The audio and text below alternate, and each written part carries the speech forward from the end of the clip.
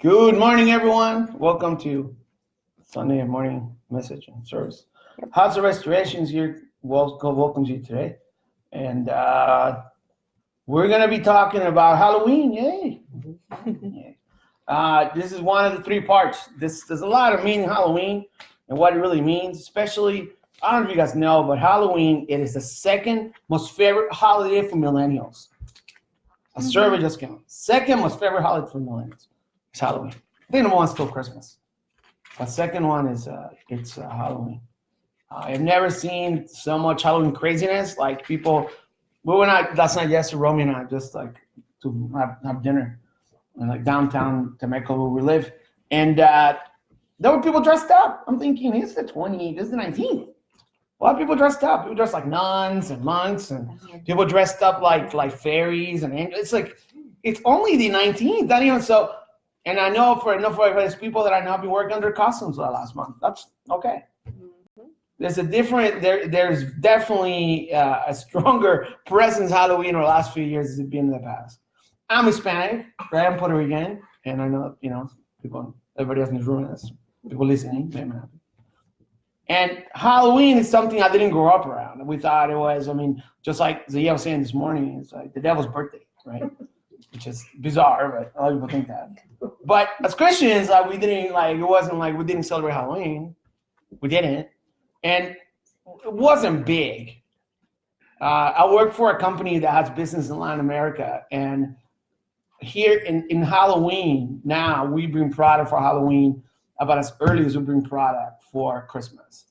Halloween products are in Latin America used to be zero presents. People used to not decorate for Halloween.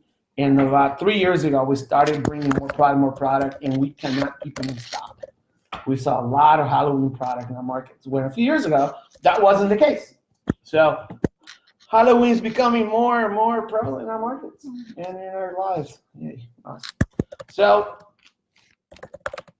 I want to start by saying this. Christian, beware. We have to keep our eyes open and know that Halloween, it is not for us.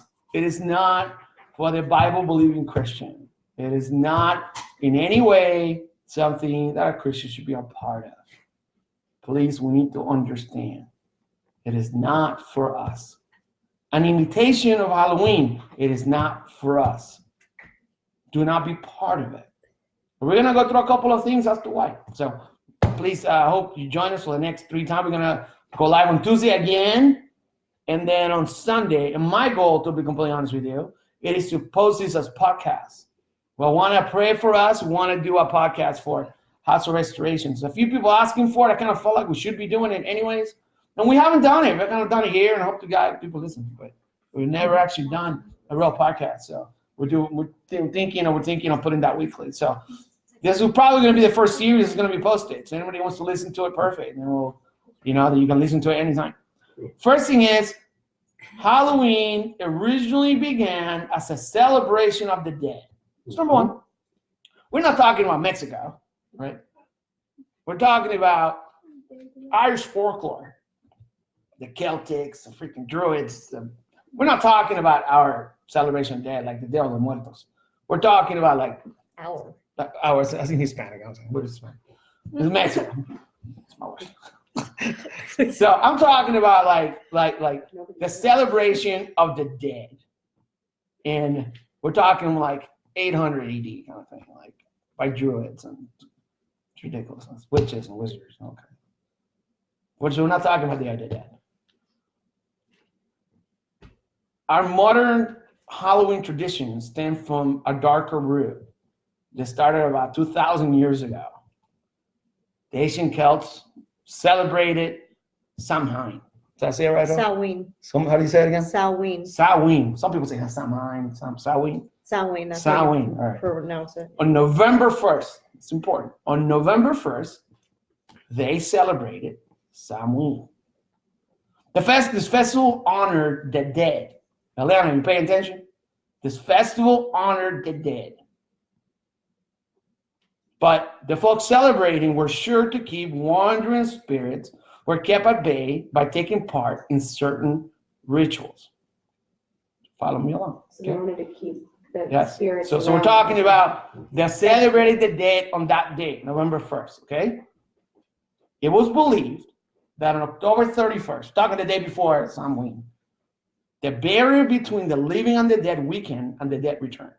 It is believed that that day it is when the barrier between us and us, this world and that world, is the thinnest. It is the thinnest. It is a one day. For some reason, maybe there was stars aligned. Who knows? But their belief is that day it is when the barrier between our world and the spirit world is the thinnest. Things can go back and forth. That's important, which is why on November 1st, they celebrated the dead. Okay? They honored the dead. So October 31st was the day that people crossed over, and November 1st was the day that they were celebrated. It's important. Okay? Not everybody celebrated this. Only certain people did. Okay? History.com, again, there's some references here, writes that people place food and wine outside their homes to ward off ghosts on the eve before Samhain was celebrated. Okay, remember, not everyone celebrated this. Okay? But the people that, they said that they would put food and wine outside of their doors, so they come in, the spirit eat the food and leave. So they don't enter their homes and bother them. Because they knew that day that were going to be spirits roaming the world. So they didn't want those spirits to come into their homes. So they would leave food and things outside for the spirits. For the spirits, they'll get there. So they will, okay, thank you. They won't bother them. Okay? Yeah. That's the original Halloween. This is real. It's not making this up. Please understand that. In the 8th century, this is probably the most bizarre part, and we'll go into this in a second. In the 8th century, the Christian church adopted Samhain. Don't pronounce the M. Samhain. The Christian church adopted Samhain, and turned it into All Saints' Day, and All Hallows' Eve was celebrated the night before. So they turned the celebration of the dead. We're talking about the Christian church here. We're not talking the Catholics. We call it the Christian church because we are talking about the Catholic church, but that turned this holiday or this celebration into All Saints' Day. Okay. And then the day before, October 31st, it was turned into All Hallows' Eve, the day before the celebration. Okay. No problem. Let's keep going. Which is where modern Halloween comes from. Okay. Please do not be confused. Halloween is a pagan tradition and a pagan holiday. It is not for us to celebrate. It is not fun and games. And if you are confessing, Bible-believing, Jesus-filled child of God, you should not partake in this holiday. Ephesians 5:11 said, and have no fellowship with unfruitful works of darkness, but rather reprove them or expose them. But in what version do you read? Do not have fellowship with unfruitful works of darkness, but expose them, reprove them. But I'll ask you a question. Why did the church, let's say the Catholic Church, adopted the tradition of Samhain and change it in a way, change it to what we see it today? Why did they change it? I mean, why didn't it just stay that way? I will give you a brief explanation. And when I tell you this, I was a little taken back. I was like, what are we doing? So keep in mind, this is back, when was this? Long time. In the 8th century. Okay? Keep in mind what's happening. So the Lord had different plans for the Celts. And during the 2nd century, he sent a few missionaries. This is the beginning of this, guys. He sent a few missionaries to England and Ireland to convert the people to Christianity. Right? He sent Christians to missionaries, Ireland and England. When the Christian missionaries journeyed from Europe and arrived in the land of the Celts, the Druids, after hearing the gospel, became eager for all their people to become Christians. So the Druids was like, wow, this is amazing. Okay. The Druids, the missionaries, was able to, let's say, convert these people into Christians. The Christians were able to convert the Druids into Christians. Okay? So the Druids, after hearing the gospel, became eager for other people to become Christians and to denounce their pagan gods and practices, such as superstition, casting evil demon spirits, and what they were doing before. We're talking about like wizardry and all that. They're like, you know what, we got to turn away from that. Okay. So they adapted and combined the tradition of their feast on November 1st, talking about All Hallows Eve, together with the gospel. So they mixed it, right? That's what they did. The Christian monks, pay very close attention to this. The Christian monks decided it would be an effective way to share the gospel, and to dispel and lay to rest the Celts' superstition about ghosts and evil spirits. That Christ, their creator and savior, defeated Satan, death, and evil at the cross through him alone. And evil demons or powerless would flee again. Once again, the gospel wasn't good enough to change people's lives. It wasn't good enough. They had to say, you know what, we want to attract, the Druids and these people into the gospel. Let's go ahead and take one of their holidays, and because it's a tradition that they have, and they turn it Christian. Yes, that's what they did. That's what we celebrate Halloween today. Wow. Okay? For that reason. What are we doing? We're doing the same thing today that we did thousands of years ago. Same thing. Christ is not enough. The message of sacrifice for your sins is not enough. It's not enough. So, what do we have? What are we celebrating today? What things are there today that want to give the message of, Christ is not enough. The gospel is not enough. I'll give you one, fall festivals. But we need to give the kids another alternative. Because Christ is not enough. Because we're not doing a good job as parents, telling our children, this is not of God. What are you doing? Let's go to fall festivals together. Let's do youth groups, fall festivals / Halloween parties. But it's okay. It's at church. At least they're here. At least they're in this building, right? At least they're not out in the neighborhood. But they're doing the same thing, commemorating the same thing. But it's in church. It's okay. It's no problem. Let's play Michael Jackson at church, Thriller, all dressed up like freaking zombies. But it's okay because we're doing our church. What are the things that we're doing in our churches that are meant to attract unbelievers? What ends up in a compromise to what Jesus preached? It ends up in a compromise with the gospel. What else are we doing today? And to think about this, what else other than Halloween is happening today? Well, I'll give you one. Santa Claus at church.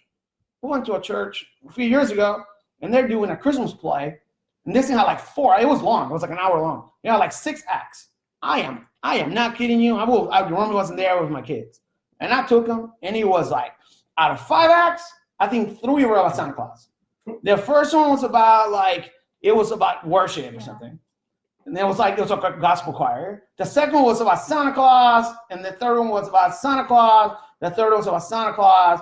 And the last act, gospel choir comes out again. Okay? And then the manger's there, and there's Jesus or whatever. Then the church, and the service ended, and outside, there's Jesus, Mary, and Joseph taking pictures of the kids with the manger. And to the right of him was Santa Claus taking pictures of the kids in the foyer of the church. And I'm like, really? Guess whose line was bigger? Just guess. Guess whose line was bigger? The Santa Claus line. Twice as long. There was probably 30 people in the manger line. The Santa Claus line was definitely 100 people deep. It was long. Mm-hmm. That's the church of today. Yep. That's the church of today. I remember going to that play. Oh my gosh. Couldn't believe it. And it wasn't like Santa Claus meeting Jesus. It was Santa Claus giving gifts and by Rudolph, and it was really bizarre. I was like, you know what I'm saying? Just in the church we used to go to, they have a fall festival Halloween party for the youth group. So we thought it was normal. Okay, fall festival, whatever. But it's not. Absolutely not. There's definitely orange, and there's pumpkins, and there's definitely signs says Happy Halloween. After youth group of the church. They told the kids that, guys, it's a fall festival. Yeah, they told the kids it was a when fall they got festival, and they there- all shut up, and it was Happy Halloween. Yeah. It's Yay, Happy we lied Halloween to you, on the sweet. Like, this is bizarre. Like, this doesn't make sense. You know, acceptance of LGBT leaders. It's okay. No problem. Let's have gay and lesbian leaders lead, you know, the youth and the kids and the, no problem. It goes against everything we stand for, but sweet. Let's go and do it. It's accepted. It's okay. You know, but if we do that, then we'll attract the other kids. And, you know, in the end of the day, they hold God. Jesus didn't come to bring peace. He came to bring a sword. Mm-hmm. He didn't come to, oh, just get along with each other. No, he came to turn a mother against his son, Mm-hmm. daughter against his father. That's what he came for. Some conversations will be uncomfortable. What are we doing? Celebrating these things. Star Wars and Lord of the Rings messages of faith. This is blows my mind. Mm-hmm. Yeah. You have Star Wars themed messages and Lord of the Rings messages because underneath Star Wars and Lord of the Rings, there is faith. Mm-hmm. Right? In the middle of the story of Luke Skywalker and even Gerald Tolkien's story, there is a lot of people think that, you know, because Gerald Tolkien was Catholic, I've heard. you know, that there is Christian undertones underneath that. Forget the wizards and the witches, you know, all the magic. It's okay. But let's do a message about faith based on Lord of the Rings. About Harry Potter inspired messages. Mm-hmm. About combating evil. Are we that desperate as a society to get people into our churches that we're doing Harry Potter messages? Really? Not that Harry Potter is a great guy. He's just using the teachings of Harry Potter. The teachings of Harry Potter as to how it applies to you combating evil. How can you, just like Harry Potter did, this is bizarre again, how did Harry Potter combat evil in his books and his stories? How can you do the same? But you're not using witchcraft, you're using the Word of God. But let's compare the Word of God to witchcraft. That makes sense. That's the world we live in today. Deuteronomy 18:9-12 says, when thou art come into the land which the Lord thy God giveth thee, thou shalt not learn to do after the abomination of those nations. Okay. Just because we go in, you know, we go into somewhere, we're called as missionaries somewhere, we go to a new city, we go into a new church. It doesn't mean you adopt the traditions and the ridiculousness of those churches and of the new land you're at. You go to a new city. Maybe you're in a brand new church, you're brand new city, and you do not adopt the craziness that you see in front of you. Don't do it. It's an abomination. Ephesians 5:11 once again says, and have no fellowship with the unfruitful works of darkness, but rather reprove them. Guys, this is no joke. Eliana, Diego, and Lluvia, who's a little older, but this is important. Do not, please do not, everyone listening, do not take part in Halloween. I usually call in sick or don't come into work October 31st. Anybody from work is listening. It is what it is. I don't really care. I will not go to work and dress up on Halloween. I'm not going to do it. The rest of my office does. But I will not partake in that. I'm not going to. And I'd rather, if I go to work, it gives me a chance to say why I'm not dressing up. That's no problem. But after years of going, there's years that I just take off. Okay? Because I just don't want to be around that. Now, you can help saying I could use that as a way of ministering to others, and I have. When I'm asked, of course, I say it. But after the years I've been at work, I don't, it comes to a point I'm like, I'm just not going to go, and I'm upfront about it as to why. So I'll make a decision if I'm going to go or not. I don't know yet. Not because I'm not strong enough, because it just becomes a very unfruitful day for me. Because all I do all day, I'm explaining to everyone all day what I'm doing. So I'd rather just work from home. That's what everybody comes down to. You're in school.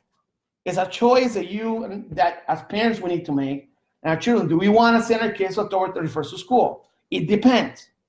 As you get strong enough to go through the day telling them, no, I do not practice Halloween because it is witchcraft. I do not celebrate this. It goes against everything that Jesus stands for. If your kid is strong enough, leave them in school. If you feel they're not going to be, you know what? I'm sure one day it's not going to kill them. you know, a lot of schools are Halloween parties, and they're gonna be one kid outside. It depends how strong your kid is. Decision is yours. You want to do right.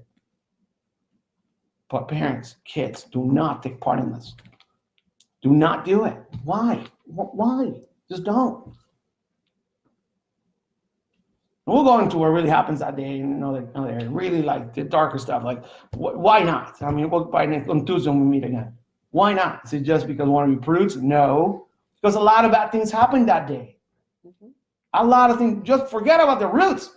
Let's add to a lot of the people that died that day. The animals like a sacrifice. The things that happened that it's like, why? I'm gonna tell you right now. If I knew that Christmas on that day, they're sacrificing reindeers, and that is the main purpose of that day. They're sacrificing reindeers to Santa Claus. I would stop celebrating Christmas, right?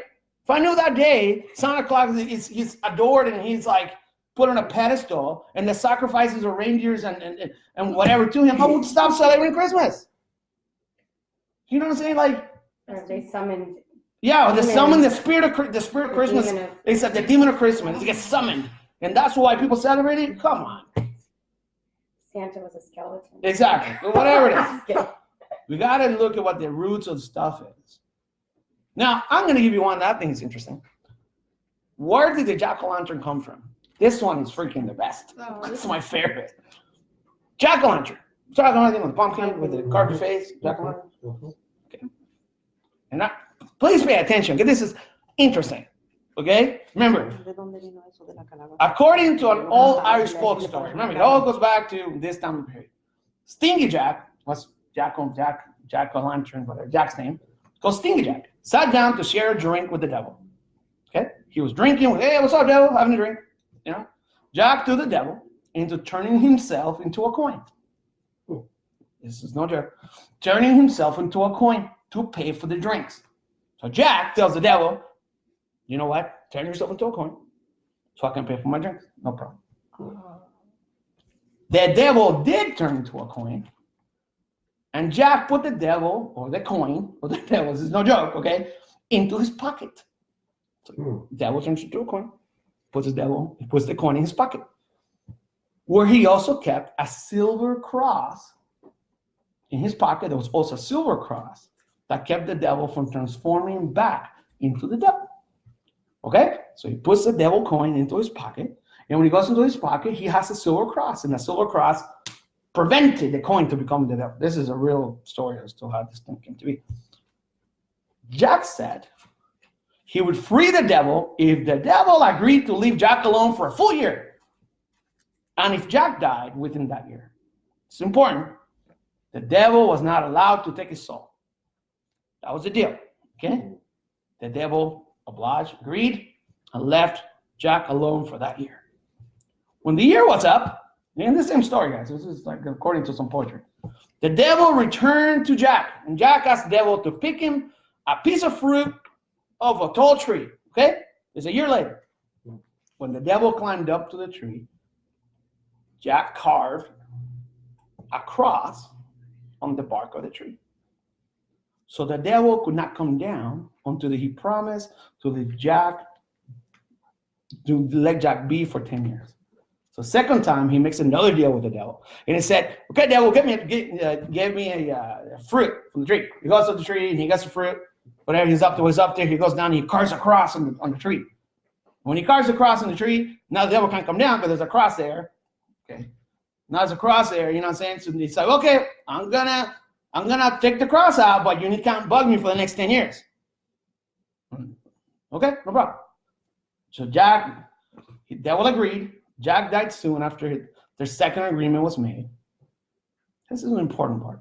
But because of his deals with the devil, just after he died, God would not allow Jack into heaven. And the devil promised not to take Jack's soul. So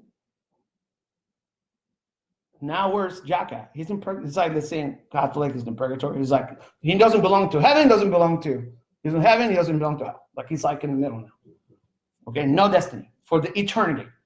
The devil gave Jack a burning coal to light his way as he wanders lost and unclaimed into the night. This is what this comes from. Jack put the coal into a carved pumpkin, or turnip, is what it used to be. And that's where the jack-o'-lantern originally was originated. Wow. That's where it all came from. So, 1 Corinthians 10:21 says, ye cannot drink the cup of the Lord and the cup of devils, yet cannot be partakers of the Lord's table and of the table of devils.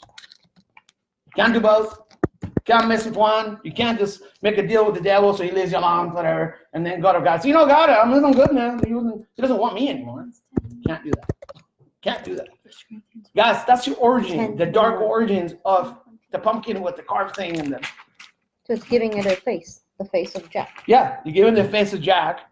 Exactly. because his spirit is in there. How many of us carve pumpkins every Halloween? I think I've done it once, Yeah. maybe twice. Only because I was like, why did I do it? I never did. Because I don't do scary faces. When I did it, I think it was a Bible verse with angel wings and a cross and Jesus loves you, the face of Jesus. That's it's okay. It's no problem. We're just doing like something small. We're just celebrating Christ in the middle of it. So when people come to my door, Jesus loves me. Jesus loves me. Get out of town. That's what we did. Right? But it's okay. Guys, every tradition, we'll go into the rest of them the next couple of days. Every tradition in Halloween has a dark origin, and it doesn't matter. It was 1,800 years ago. It doesn't matter. It still has meaning. You cannot be associated with these things. Don't be carving pumpkins, leave them outside your house. Please don't. Just don't. Just don't do it. Why would you be celebrating the life of Stingy Jack, the guy who made a deal with the devil and can't get to heaven, is in purgatory with us? Turn. Okay. Leviticus 20:27 says, a man also or woman that hath a familiar spirit and that is a wizard shall surely be put to death. They shall stone them with stones, their blood shall be upon them. Isaiah 5:20 says, woe unto them that call evil good and good evil, will put darkness for light and light for darkness, that put their bitter to sweet, sweet to bitter. Guys, we need to open our eyes and understand. If it smells like smoke, it's probably fire. If it tastes like chicken, it's probably chicken. If it looks dark, it's probably dark. Do not get mixed in these things. Don't stay home with your family. Now, I've made that mistake. And I won't make it again. Don't stay home with your family, watch scary movies on October 31st because it's Halloween. But I'm not trick-or-treating outside. I'm here. Don't go to the movies and watch a scary movie on Halloween. Don't watch them at all, but dear God, don't do that. Some people always think, well, but I'm not outside and you're watching scary movies the entire day. Okay. Because it's Halloween. Okay. The day that is known to be the day when the wall between you and the spirit world is the thinnest is on October 31st. When there's more evil forces than any other day of the year is that day. But yet we decide to mess with the other side. Kind of taunt them a little bit. Oh, but I'm not outside. I'm inside now. Oh, okay. Isaiah 18:19-20 says, when they say to you, consult the mediums and the spirits who whisper and mutter, should not a people consult your God? Should they consult the dead on behalf of the living, to the law and to the testimony? If they do not speak according to his word, it is because they have no knowledge. 19 and 20. I don't get it. I understand why we sometimes do. Sometimes we do certain things to appease our children, so that I don't want to deprive them of what they're doing. Guess what? My kids are homeschooled. Yeah. I've deprived them of a lot of stuff. They don't want, daughter doesn't have 100 friends. She doesn't spend the weekends at the mall like everybody else. But you know what? While she's on my own, and I only have so much time, I have this much time with her. I want to make sure that the word of God is inscribed in her heart. Yep. I have this much time. And I was not a fan of homeschooling. I wasn't. I'm saying you should too. But that was the decision that we made as a family to homeschool our kid. Not because I wanna keep them here like in this glass bottle, like no one can get to them. Because we still go out and stuff, friends. That's not the case. But we only have this much time with them. We don't have a lot of time. It's my job to make sure when she goes out of the home, the word of God is inscribed in her heart, and my son too. Sometimes we go do these things to make sure, oh, I don't want him to hate me. You know, I don't, they may not like you because you tell them, no, you're not dressing up like a samurai. Okay, because I asked my mom, and I could you dress up like a samurai? And no, I never dress up like a samurai. Yes, I did. That's what I want to dress up as. You know? But I understand why now that was the case. I went trick-or-treating one time. I'm not going to say what happened. I just did. And it's the only time that I did. I was embarrassed. When I came back, I remember looking at my mom. I was like, oh, God, what did I do? You know? I was disappointed in my mom. I don't think I told her. I think she found out. I don't know how she found out, but I know she does. She knows. And I thank God that my parents told me the truth. And thank God my church, when I grew up, told me the truth about Halloween. And I'm telling you right now, it is becoming bigger and bigger in the church, bigger and bigger in our community. Like I said, it's the second most celebrated holiday with millennials. Is Halloween. Mm-hmm. And I have never seen so much decoration for Halloween. Usually you have like the random neighbor in the corner, like normal, like one guy. You like, and that's all you see. Yeah. Over the years, you always see one guy celebrating Halloween. You'll see like the guy like on October 1st, he puts his orange and black lights on there. Years ago, right? Always. There was always one neighbor. Everywhere. Now you got multiple. No problem. Everywhere. It's becoming bigger and bigger, celebrating this day. We're gonna have we're gonna continue this on Tuesday. Please join us. This is big, especially for our children as they go to school. We need to do our jobs, instruct them. Do not take part in this. Do not take part in this. Don't. And if it's gonna cause a problem, I would imagine if you talk to a teacher and say, this is not what I want, and I don't want my daughter to be in a bad situation, I'm sure you can take the homework that day and not send it to school if it's going to be an issue. It all depends who your child is. But don't put your kids also in a situation where they're going to, in a bad situation to go to school. Give them the tools that they need to defend themselves. And I tell my kids, and Liana's here right now, anybody who's listening, you're going to feel like you're an outsider. You're going to feel like you're like, oh, I can't have fun with my friends. You're going to feel that way. And it's okay. It's okay.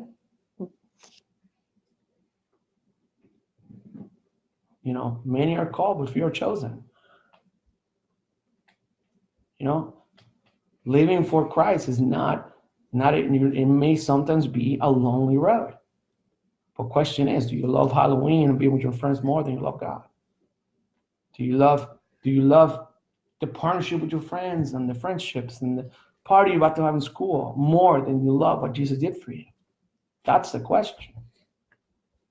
If the answer is yes, you do, then okay, make your decision and go for bad about it and cry to your parents and tell them, I really want to celebrate. Awesome. But have we done our part to make sure our kids know that Jesus is first, God is first? What he did for us trumps every tradition that's out there. It does. Especially Halloween. Don't be confused. Open your spiritual eyes to what's happening. And again, we're going to talk a little more on Tuesday. I think it'll be fun. And then on Sunday as well. So we're going to do it on Tuesday again.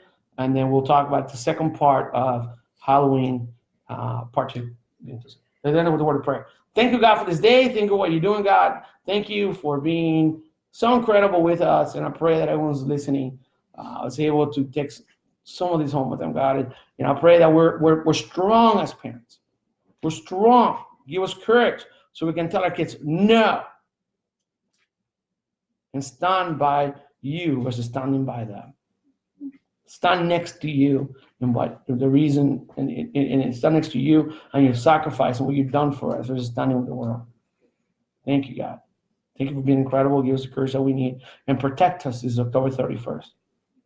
God, that you guard our homes, God. That you guard our families, at work, at school. In Jesus' name we pray. Amen. Amen. Thank you, everybody, for listening. And we'll see each other on Tuesday. For Bible study. Tuesday. Thank you. Have a great day. Bye.